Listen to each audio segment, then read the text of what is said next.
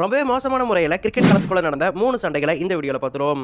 Number 1, 2013 பிபிஎல்ல Marlon சாமுவல்ஸ் batting பண்ணிட்டு இருக்கும்போது Shane warn திடீர்னு கத்த தொடங்கி இருப்பாரு. இப்ப பிடிச்சி ஆள் சட்டை இல்லடா பார்க்கலாம் அப்படின்னு சொல்லிட்டு கத்திக்கிட்டே மர்லன் சாமுவல்ஸ் கிட்ட சண்டைக்கு போயிருப்பாரு. அதோட நிக்காம FU மர்லன் அப்படின்னு சொல்லிட்டு சொல்லி இருப்பாரு. எதுக்காக இந்த அளவுக்கு கோவப்பட்டாருன்னு கேட்டீங்கன்னா, இதுக்கு முன்னாடி இன்னிங்ஸ்ல டேவிட் எஸ்யூடைய சட்டையை ரன் ஓடும்போது மர்லன் சாமுவல்ஸ் தெரியாம பிடிச்சிருப்பாரு. அதுக்கு பழி வாங்குறதுக்காக தான் இப்ப தொடுறா அப்படின்னு சொல்லிட்டு கத்தி இருப்பாரு ரொம்பவே கோவமா ஷேன் வார்ன். அதோட நிக்காம ஃபீல்டிங் பண்ணிட்டு இருக்கும்போது மர்லன் மேல ஒரு பாலை எடுத்து தூக்கி வீசிடுவாரு.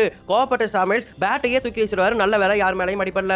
சாமுவல்ஸ் அடிப்பட்டு வெளியே போற வரைக்குமே வார்த்தை போரானது 2 டீமுக்கு இடையேயும் நடந்துகிட்டே இருந்துச்சு.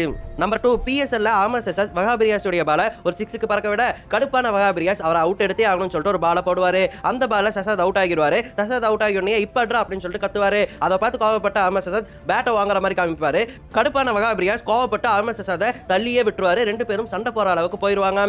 லக்கிலி எல்லா பிளேயர்ஸ் வந்து தடுத்திருப்பாங்க. அதனால சண்டை நடக்காம போயிருந்துச்சு.